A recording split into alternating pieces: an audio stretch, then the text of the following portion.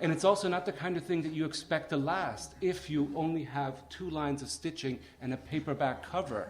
So the goal was to, in effect, play with the book, as that's what we were doing, but I wanted to show you from a bibliographical perspective why it's an odd book and why it was not meant to be unbound like this, but rather rebound by collectors or bibliophiles. Thanks. If we could pop back out to PowerPoint, yeah?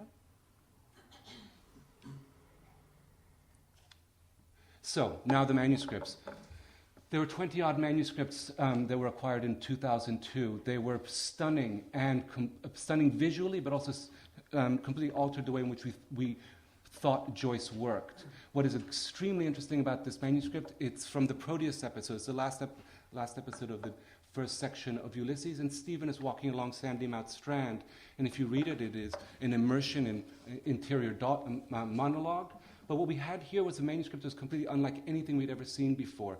Joyce had actually written it in non-sequential fragments. So we tried to figure out what this manuscript meant in the evolution of the narrative and of the creative agenda that Joyce had. One scholar suggested that Joyce was actually interested at this period of having these text blocks separated like this, as it in fact happens in Wandering Rocks, and thought it was some sort of modernist aesthetic agenda.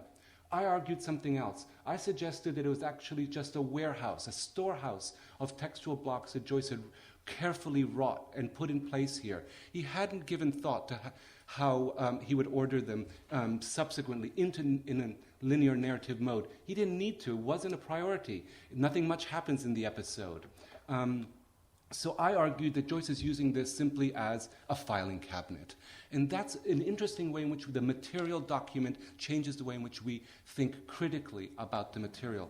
Now, visitors could come along and they could actually interact with the manuscript by moving a magnifying glass, a magic magnifying glass, as you can see, that provides a topographical transcription of the words on the page physically as they appear there without too much editorial comment, intervention. You could move it around and find out more about the manuscript. Moving through here.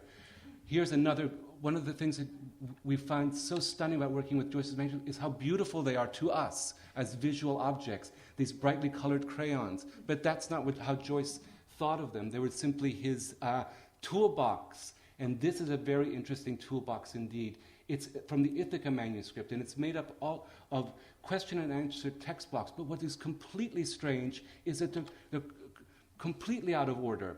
What we found out is that Joyce filled the right-hand page first and then added material that was often related to what's on it on the left-hand page. That way he had 2 pages to work from.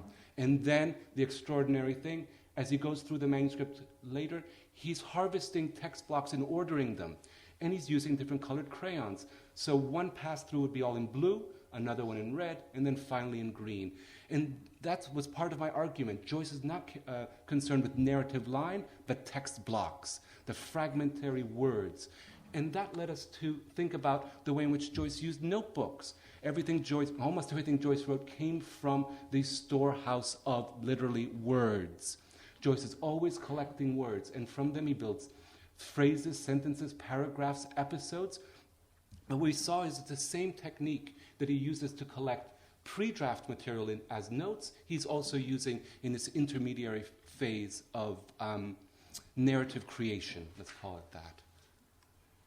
These are more of Joyce's notebooks, and these are episodes. So this is far along in the process, close to publication, and these are actually tagged by the episodes, Nausicaa and Oxen. Again, we use the magnifying glass, but we didn't transcribe it for you. We wanted people to interact with it physically. Another beautiful manuscript. It looks almost like a Matisse work of art here, but Joyce thought of it as his toolbox here. We wanted to show the way in which Joyce moved through here temporally, so we removed the color crayon, because at one stage that's how it looked for Joyce, without the blue, without the red, and then without the green. So you could physically, as close as you can physically interact with this material. I'm trying to rush through this stuff.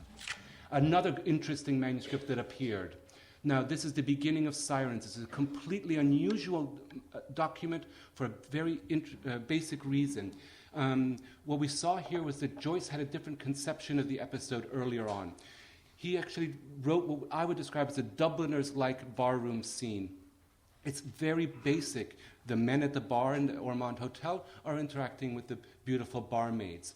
Then slowly, the motif of the episode, music, started to take on more resonance for the episode, and Joyce's stylistic practice was changed, and it's literally documented on the opening here. Now, what we tried to do was recreate the way in which Joyce might have worked on this manuscript. What we did was we tried to present an argument visually. You can believe it, my interpretation or not, but this is what I think happens. So we pop out again, and it's the sirens. Correct. Great, Jeff. So here it is at one stage. Joyce adds the possessives. He has two bronze women, crosses out one bronze. He said, why not make her gold?